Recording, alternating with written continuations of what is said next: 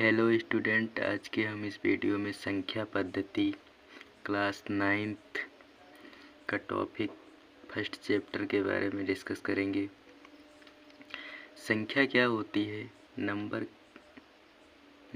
क्या होते हैं, कितने प्रकार के होते हैं और उनकी डेफिनेशन क्या होती है, अंक क्या होते हैं, इन सारी चीज़ों को आज हम डिस्कस करेंगे। तो स्टूडेंट, नंबर क्या होता है उसके बारे में पहले हम देखते हैं। संख्या एक या उससे अधिक अंक डिजिट मिलकर एक नंबर का निर्माण करते हैं, एक संख्या का निर्माण करते हैं।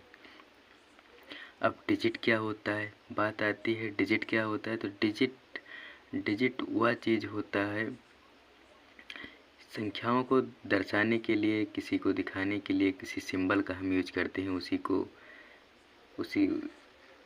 को हम डिजिट कहते हैं। अंक एक तरह का प्रतीक चिन्ह है जो संख्या पद्धति में प्रयोग किया जाता है। इनकी संख्या 10 होती है। ये 10 प्रकार के होते हैं, जिसे हम 0 से लेकर 9 तक यूज करते हैं, उसी को हम अंक कहते हैं। अच्छा, ध्यान देने वाली बात यह है कि जो अंक होते हैं वो संख्या हो ज़रूर होते हैं, लेकिन संख्याओं से मिलकर ही नंबर नहीं बनते हैं, अंक से मिलकर नंबर बनते हैं। अंक जो होते हैं वो नंबर ज़रूर होते हैं, लेकिन संख्या अंकों का समूह होता है।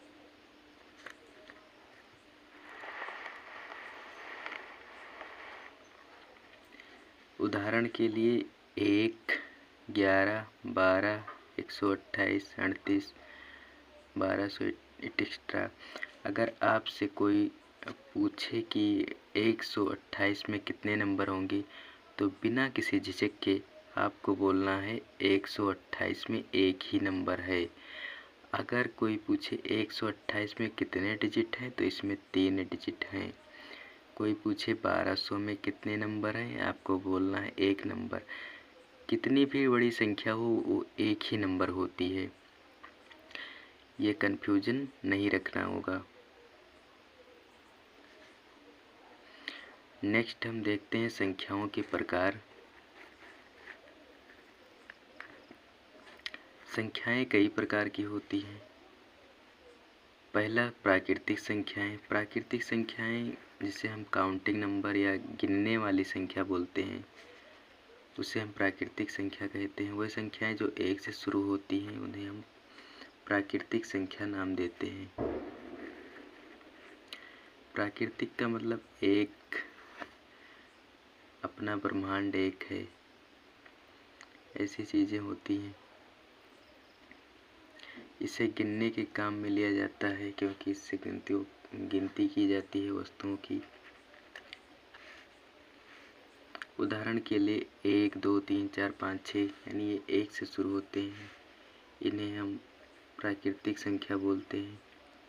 पूर्ण संख्याएं, जिसमें हम नेचुरल नंबर यानी प्राकृतिक संख्या और जीरो, वो नहीं, ये जीरो लिखा हुआ है, जिसे हम जीरो ऐड कर देते हैं तो वो पूर्ण संख्याएं हो जाती हैं। वह संख्या जो 0 से शुरू होती है उसे पूर्ण संख्या कहते हैं। इसमें कोई कंफ्यूजन नहीं होना चाहिए। अगली संख्या है पूर्णांक। पूर्णांक यानी इंटीजर्स। ध्यान देने वाली बात यह है, इंटीजर्स में होल नंबर यानी z प्लस नेगेटिव नंबर, यानी वह संख्याएं जो पूर्ण संख्याएं हो तो हों ही, तथा उसमें ऋणात्मक संख्याएं भी आती हों, पूर्ण संख्याएं कहलाती हैं।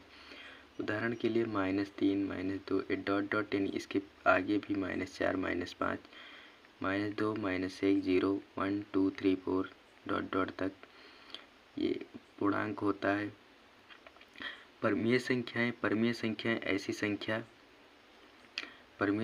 रेशनल नंबर, ऐसी संख्याएं जिन्हें हम P/Q के रूप में व्यक्त करते हैं। P और Q पूर्णांक होने चाहिए। पूर्णांक का मतलब यहाँ से लिया जाना चाहिए, और जहाँ Q = नॉट 0, यानी Q ये 0 नहीं होना चाहिए। अगर ये 0 होगा तो ये इनफाइनाइट में चला जाएगा तो फिर वो परिमेय संख्या नहीं रहेगी। इसका उदाहरण -2, 1/3, 5/3, 7/8 डॉट डॉट एक्स्ट्रा आगे तक के और भी संख्याएं। अपरिमेय संख्याएं ऐसी संख्या जिसे p/q के रूप में नहीं लिख सकते हैं, उसे हम अपरिमेय संख्याएं कहते हैं। इसके अंतर्गत आता है पाई, √3, 5 डॉट डॉट। वास्तविक संख्याएं ऐसी संख्याएं होती हैं जब परिमेय संख्या और अपरिमेय संख्याओं का जो समूह होता है उसे हम वास्तविक संख्याएं कहते हैं। परिमेय संख्या और अपरिमेय संख्याओं के ग्रुप को हम वास्तविक संख्या कहते हैं। -2/3, -5/3,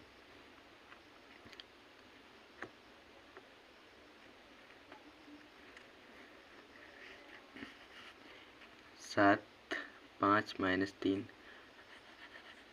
अभाज्य संख्याएं क्या होती हैं? अभाज्य संख्याएं वो संख्याएं होती हैं जो या तो 1 से डिवाइड हो या खुद से, उन्हें हम अभाज्य संख्याएं प्राइम नंबर कहते हैं।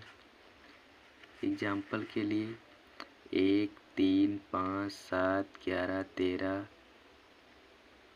17 डॉट डॉट 19 इसे कहते हैं सम संख्याएं। वह संख्याएं होती हैं जो 2 से डिवाइड होती हैं, 2 से विभाज्य होती हैं, उसे सम संख्याएं कहते हैं। या सम संख्याएं उसे कहते हैं जो 2 की गुणज होती हैं, उसे सम संख्याएं कहते हैं। 2, 4, 6, 8, 10, 12, 14 ये सब सम संख्याएं होंगी। विषम संख्याएं किसे कहते हैं? Odd number. ऐसी संख्याएं जो 2 से विभाज्य ना हो विषम संख्याएं कहते हैं। 1, 3, 5, 7 एक्सेट्रा और भी संख्याएं उसे हम विषम संख्याएं कहते हैं। स्टूडेंट